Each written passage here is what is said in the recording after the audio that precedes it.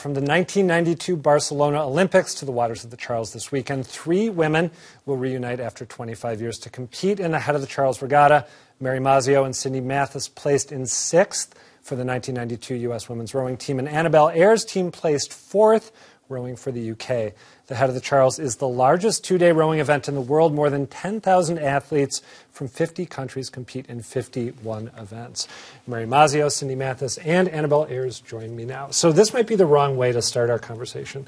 There is no wrong way to start our conversation. Well, we'll see. I want to admit to you that I have lived in the Boston area for 21 years, and I have not been to the Head of the Charles. I just want to put that out there for the sake of full disclosure. So what would your message be to me and people like me who have not made it yet? It always seems to be, it's really cold invariably. It's raining really heavily. It's not like today.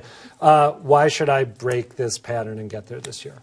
Well, other than it being the largest head race in the world, with color, with leaves, with vendors, with activity, it is a quintessential Boston activity. I'm embarrassed for you, Adam, that you've actually missed it. I appreciate your candor. When did the 3 of you row in the Head of the Charles for the first time? Were you in high school, college? We haven't yet. Oh, I'm sorry, but separately, have you rowed individually? I rowed here in 1989. Okay. Yeah, and that was horrible, horrible weather, driving rain, freezing cold. It was horrendous. And by the way, I'm told in this earpiece it's going to be sunny all weekend long, apparently. So I'm curious, how has the race, you rowed for the first time in the late 80s, maybe similar for you guys? 1989 was my first regatta. Yes. Okay, so how's the event changed since then? My sense as someone who never goes to it is that it's become maybe larger and also more heavily produced, but am I wrong about that? I'm on their board, so I can share with you that it's become much larger. We have, I don't know that heavily produced, but we have demand that has skyrocketed, particularly with junior rowing. We have so many kids rowing at the high school level. Really?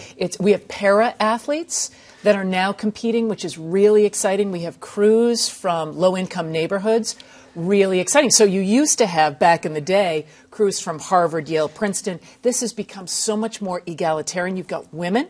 You've got aging women like us that are, it's a land grab for youth at this point for us. But in the meanwhile, we've grown tremendously. I'm really glad that you mentioned the expansion of the demographics when it comes to the sport, because I still have a stereotype of rowing is something that is done primarily by people at elite boarding schools and Ivy League colleges. But has there been a concerted effort to broaden the scope? I assume that the change you're describing hasn't just happened by accident, right? It was certainly in the UK, it's really, really changed. So I've been working at a charity teaching kids from state schools to row, and that wasn't happening 20 years ago. So that's happening now. But then my son goes to an incredibly elite school, a public school, which is actually a fee-paying school, unlike your public schools. Right. And he's a lucky boy, very privileged boy. But do you need to get people from state schools to partake? Yeah. Do you need to get them to get over whatever stereotype they might have? Absolutely. Definitely, definitely. Because it's a sport for everybody. I mean, the boats, the equipment is expensive, but once you've bought the equipment, then anybody can row. Cindy, let me ask you, if you had to make a pitch to someone out there who's watching, who might be interested in taking up the sport, I'm thinking of my daughters, for example. Another stereotype I have is that it's really, really hard work involving incredibly early wake-up hours, a great deal of physical exertion that can be somewhat painful. So what are the positives that should be emphasized to anyone who might be watching or anyone who's thinking about taking this up who hasn't done it yet? I think it's a great sport, and particularly here in Boston, we have community rowing, which is open to all. Anybody can walk up to the door and learn how to row, and community rowing has short classes, so if you just want to try rowing for a week, you have that option. If you think you want to try it for a season, you have that option. And a lot of people get hooked because of the team nature of it. You're out on the Charles River, it's beautiful. Typically the programs aren't starting outside when it's cold in the middle of winter. They'll be starting in the summertime or in the fall. And it's, it looks really hard, but basically it's the same motion over and over again. So you don't have to be as coordinated as you do to, say, throw or catch a ball. Can you just, and I'd love to get you two to weigh in here too, but I'd love to start with Cindy. What does it feel like when you are, because it's beautiful to witness, since I work where I do, we're right by the Charles, I see teams out periodically, and it's beautiful to watch, but what is it like to be on a boat on the Charles or some other body of water and to be in sync with people the way that you are with your teammates and to be sort of moving at what's that like? You really do get into the flow of rowing, and you're not even thinking about it. So you're out there and you've practiced for so long that it almost is just this natural thing that happens. It's magical. Yeah. It's magical when you can match with 4 people who you may have nothing in common with and make the boat go fast. And that's something that we have been doing over time. Now we're a little bit slower as each year goes on.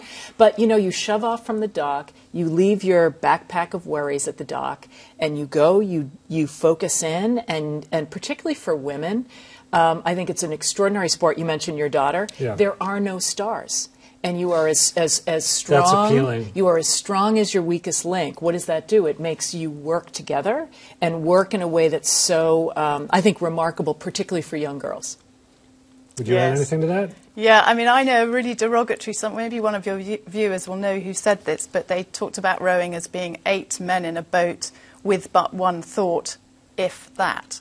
Which is incredibly rude, because obviously rowers are incredibly intelligent, aren't we? That is a little terribly rude. Offensive, But perhaps it's talking more about the fact that your one thought when you're on the water is perfect unison. So I'd like to think that's what they were saying. I don't think they were, but it's that pursuit of unity and perfection, which it's sort of hypnotic. And it's wonderful, like, we live in such a partisan, divided world right now, to be able to get into a boat with people of differing politics, differing race, and you're all united in the same goal. It's really a beautiful metaphor. So are you 3 in this upcoming race, are you, the 3 of you, rowing together in a 3-person boat for the first time? In a competition? 4? No, tell me. She was very kind and said it under her breath. So, okay, who's your 4th teammate? Yes, well, that's Andrea. Yes, yeah, Andrea T. Yeah. She's on her way up. She's another member of the 1992 team. And have the 4 of you rowed together in the Head of the Charles before? No, because I'm from the UK. Right. So no, this is the first. So I assume that... So Cindy and I, however, we've been rowing. This is our 25th year. Bow number 1, 1150. Yep. And we have committed to rowing together. We can't let sub out anybody in the boat, literally until our teeth fall out. So your 4-person team, I assume, is going to be incredibly heavily favored in this race, because I would think when you get former Olympians, even if now you're raising the bar, right? I mean, can you guarantee a victory in your class? You know what? Everything's age handicapped. So if they are current Olympians in a quad, and there will be other incredibly accomplished women in the quads who we will be racing against. All right, so you're not going to call your shot. That's the thing about the Head of the Charles, is that it brings out everybody, and so there will be other reunion boats on the Charles. There will be other 92 Olympians. There will be Olympians from across the years, all rowing this weekend. Including Rio, P.S. So we'll have our work cut out for all us. for disabusing me of my misconceptions about your sport, and good luck. Thank you so much, Adam. Thanks for having us. Mary Mazzio, Cindy Matthes, Annabel Eyres. The 53rd annual Head of the Charles Regatta is this weekend. Racing goes from 8 a.m. to 5 p.m. Saturday and Sunday. You can find more information about the best places to watch, where to park, and a lot of other stuff at hocr.org.